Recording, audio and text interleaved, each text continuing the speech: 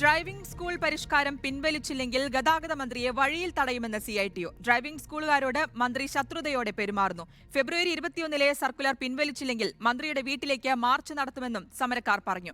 ഗതാഗത വകുപ്പ് മന്ത്രി KB ഗണേഷ് കുമാറിനെതിരെ സെക്രട്ടേറിയറ്റിന് മുന്നിൽ CITU സമരം തുടങ്ങി. ഗതാഗത മന്ത്രിയുടെ നിർദ്ദേശാനുസരണം ഫെബ്രുവരി 21 അദ്ദേഹം ഒരു സർക്കുലർ, ആ സർക്കുലർ പിൻവലിക്കണം. അങ്ങനെ നടപ്പിലാക്കാൻ ദൃഢനിശ്ചയം ചെയ്തുകൊണ്ട് മുന്നോട്ട് പോകുന്ന ഈ മന്ത്രിയെ നിയന്ത്രിക്കാൻ ഈ തൊഴിലാളി സംഘടനകൾ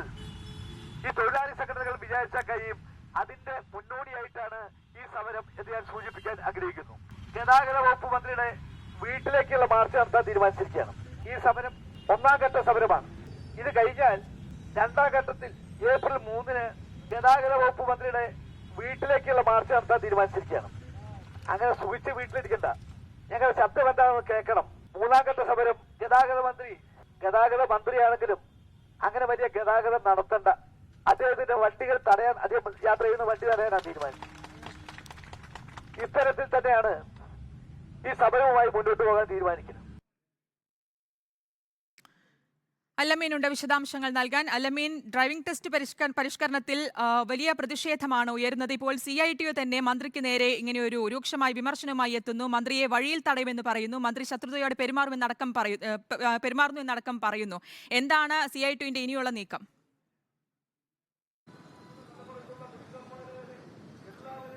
ശ്രുതി, മന്ത്രിക്കെതിരെ ഭരണകക്ഷിയിലെ തന്നെ പ്രബലമായിട്ടുള്ള യൂണിയന്റെ നേതൃത്വത്തിൽ സെക്രട്ടേറിയറ്റ് പരിസരത്ത് പ്രതിഷേധം നടക്കുകയാണ്. ഡ്രൈവിംഗ് ടെസ്റ്റ് പരിഷ്കാരങ്ങൾ അനുവദിക്കില്ല എന്ന് പറഞ്ഞുകൊണ്ടാണ് CITUവിന്റെ നേതൃത്വത്തിൽ സെക്രട്ടേറിയറ്റ് മുന്നിൽ ധർണ നടക്കുന്നത്. All Kerala driving school workers അസോസിയേഷന്റെ വർക്കേഴ്സ് യൂണിയന്റെ നേതൃത്വത്തിലാണ് ഈ പ്രതിഷേധം. സംഘടനയുടെ പ്രസിഡന്റ് മുൻ MLA കൂടിയായിട്ടുള്ള KK ദിവാകരനാണ്. അദ്ദേഹം ഈ പ്രസംഗിച്ചപ്പോൾ പറഞ്ഞത് മന്ത്രി ഇടതുമുന്നണിയിലെ അംഗമാണ് എന്നുള്ളൊരു ഓർമ്മ വേണം.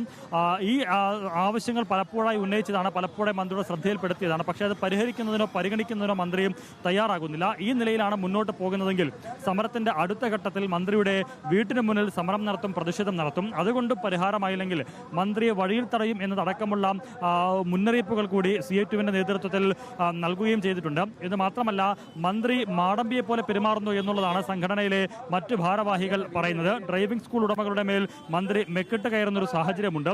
CITUവിനോടാണ് കളിക്കുന്നത് എന്നൊരു ഓർമ്മ വേണമെന്ന് കൂടിയും അവർ പറയുന്നുണ്ട്. സർക്കാർ നമ്മുടെ സർക്കാരാണ്, സംഘടന നമ്മുടെ സംഘടനയുമാണ്.